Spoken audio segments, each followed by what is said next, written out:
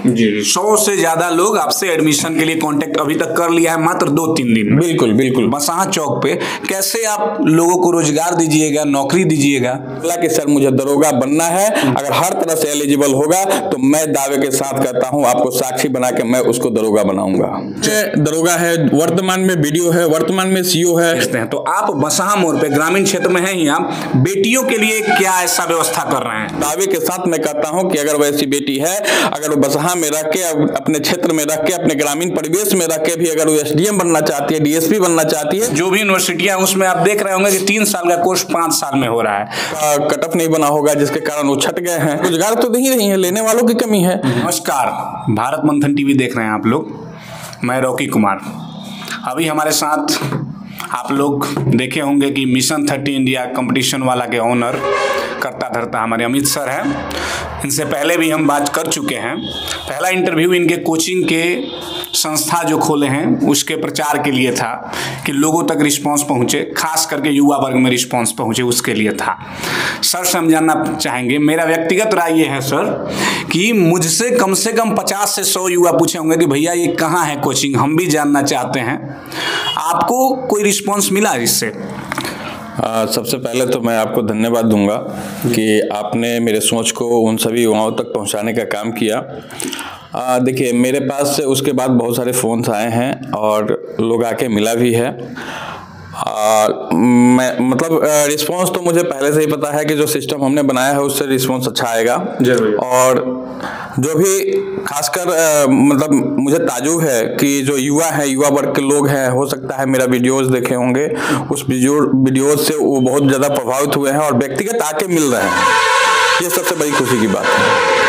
अभी तक लगभग कितने युवा आपसे एडमिशन के लिए इच्छा जताए हैं? देखिए, हमने तो लगभग लोगों को रोक के रखा है कि अभी हम उस प्रोफाइल पे हम काम कर रहे हैं। लगभग हमें लग रहा है कि आप 100 से ऊपर लोग आके हमसे मिले हैं, कांटेक्ट कर रहे हैं। ठीक है, सब लोग मेरा नंबर भी ले जा रहा है क्योंकि हमने नंबर उस पर डाला नहीं था और अब की बार वाले में हम लोग नंबर डाल देंगे। और जो भी लोग आया है उनको मैंने बताया है कि एक बार आप मेरे साथ संघर्ष कीजिए और बखूबी आपको परिणाम मिलने जा रहा है और मिलेगा। जी, 100 से ज्यादा लोग आपसे एडमिशन के लिए कांटेक्ट अभी तक कर लिया है मात्र 2-3 दिन में। बिल्कुल बिल्कुल।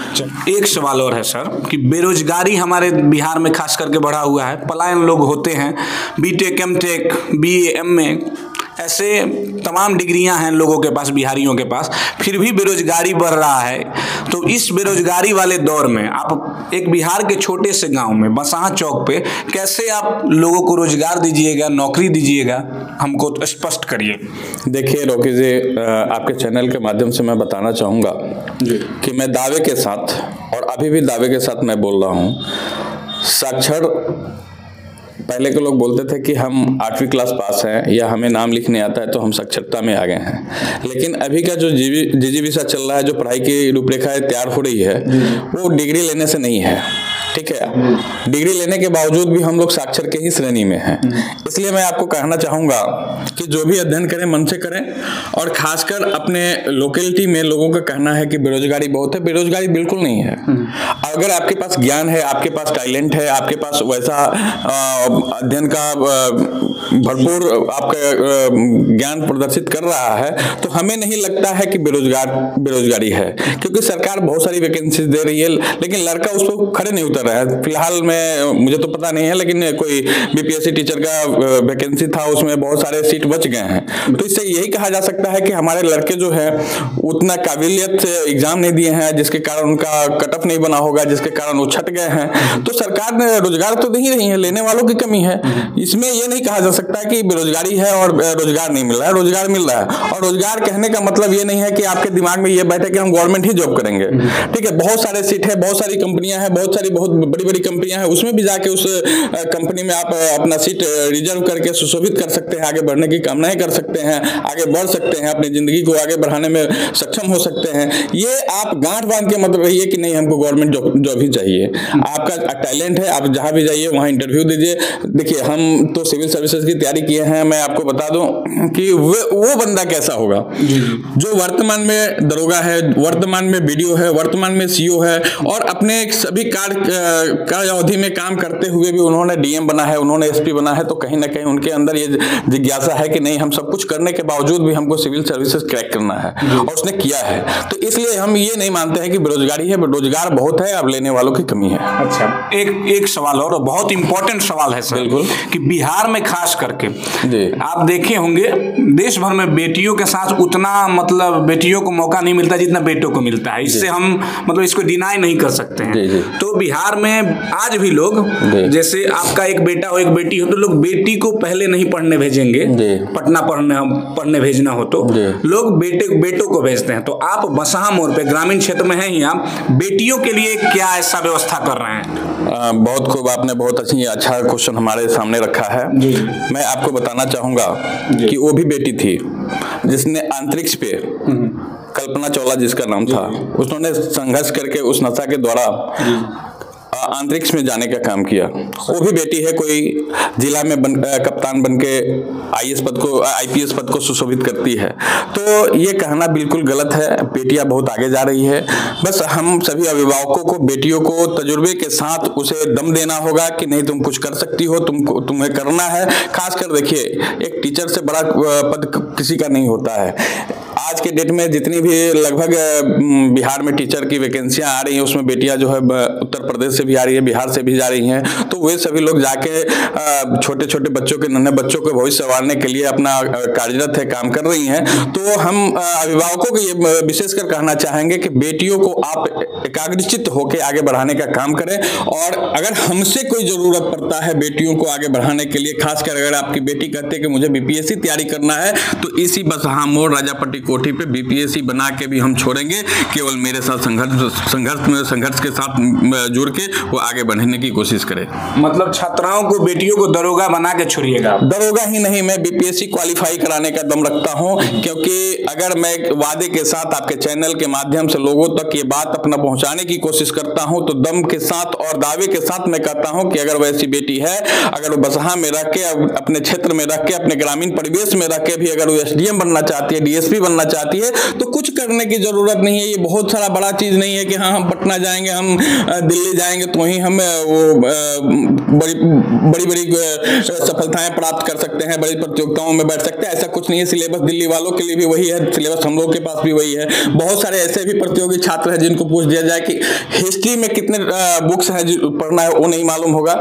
ठीक है, हमको इकोनॉमिक्स में क्या पढ़ना है उनको ये नहीं मालूम होगा, हमको पॉलिटी में क्या पढ़ना है वो नहीं मालूम होगा। बस अपने क्षेत्र के युवा महारत हासिल है, मैथ बनाना जानते हैं, रीजनिंग बनाना जानते हैं, हम लोग मिस कर जाते हैं जीएस में जाके। तो उसके लिए हमने अपना एक चैनल बनाया है, और उस चैनल के माध्यम से एक एक टॉपिक पे हम लोग बैठ के डिस्कशन करेंगे, और जो जिस रास्ते में निकलने की कोशिश करेगा, उसको जिस क्षेत्र में जाने की वो जिज्ञासाएं होगी, हम वहां भेजने की एकदम मतलब मेरा जो अथक प्रयास होगा, वो प्रयास करके हम भेजने की कोशिश करेंगे। जो भी हमसे क्वेश्चन पूछा, उन सभी क्वेश्चनों का एक ही सूत्रधार मैं आपको बताऊंगा कि चाहे वो लड़का हो या लड़की हो, एक बार आप मेरे सामने लाइए और हम उनके साथ डिस्कशन करेंगे, और उनका जो सपना होगा, अब कहने से तो नहीं होगा कि मैं डीएम बन जाऊंगा, मैं देखूंगा कि हाँ उनसे डिस्कशन करके कि आखिर वो किस रास्ते में जाने वाले हैं। जबरदस्ती किसी को डीएम और एसपी नहीं बनाया जा सकता, जबरदस्ती किसी को मास्टर पुलिस नहीं बनाया जा सकता। अगर वो जिस क्षेत्र में जाने वाले होंगे उस क्षेत्र में हम डिस्कशन करेंगे, और वास्तव में दोनों को, बेटे हो या बेटियों हो, उनको बनाने की कोशिश करेंगे, पहुंचाने की कोशिश करेंगे। ठीक है, एक लास्ट सवाल सर, आप जेपी यूनिवर्सिटी में या बिहार के मगध यूनिवर्सिटी है, जो भी यूनिवर्सिटियां, उसमें आप देख रहे होंगे कि 3 साल का कोर्स 5 साल में हो रहा है, तो फिर इस पे आप क्या कहेंगे? देखिए, कहना तो यही है कि बहुत दुख की बात है कि अगर एक डिग्री लेने में, अगर डिग्री कोर्स ही मेरे पास ना हो तो हम बड़े स्तर की प्रतियोगी परीक्षा नहीं दे सकते हैं। अगर एक एग्जाम देने में, अगर हमको बीए पास करने में 5 साल लगता है तो बहुत दुख की बात होती है। इसके लिए मैं एक ही चीज़ कहूँगा कि उस सिस्टम को हम लोग नहीं सुधार सकते हैं। उस सिस्टम को सुधारने के लिए वहाँ पर बहुत सारे माननीय मुख्यमंत्री जी हैं, राज्यपाल जी हैं, और बहुत शिक्षाविद लोग हैं, एमएलसी हम लोग के विधान पार्षद जो होते हैं वो सभी लोग हैं। ठीक है, लेकिन यहाँ पर मैं एक एक चीज जरूर अपने तरफ से आगाह करूंगा नए युवाओं को कि आप भ्रम में मत रहिए कि जेपी यूनिवर्सिटी के डिग्री ही आपको डीएम बनाएगा, जेपी यूनिवर्सिटी के डिग्री ही आपको एसपी बनाएगा, जेपी यूनिवर्सिटी के डीएम डिग्री से ही हम दरोगा बनेंगे।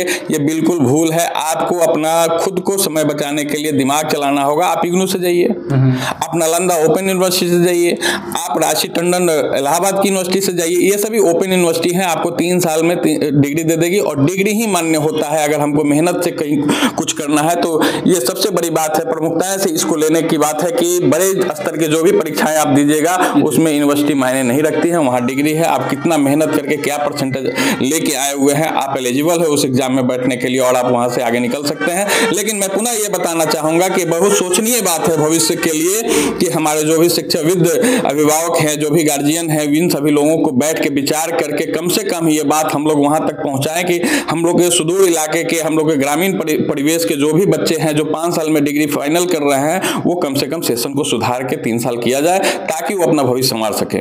सर, कुछ अंत में आप कुछ गार्जियन से या छात्र छात्राओं से कुछ कहना चाहेंगे? रॉकी जी, आपके माध्यम से ये सूचना मैं दे रहा हूँ उन सभी गार्जियन को, श्रीमान जी लोगों को, कि अगर मेरे ऊपर भरोसा है और भरोसे के साथ जिसमें आप भी साक्षी रहिएगा, मैं शपथ पत्र पे साइन करके दूंगा कि इसी बसहा मोड़ ग्रामीण क्षेत्र में मैं जो सपना मैंने दिखाया है वो सपना पे 100% सकार हम उतरेंगे।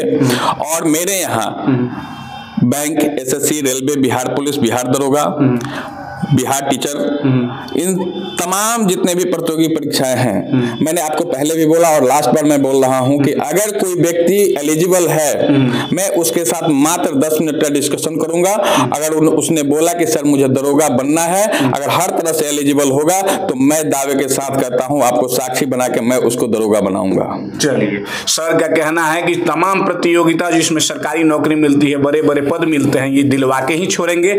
आपका हमारा प्रयास आपको कैसा लगा कमेंट बॉक्स में जरूर बताइए। बहुत बहुत धन्यवाद। जय हिंद, जय भारत।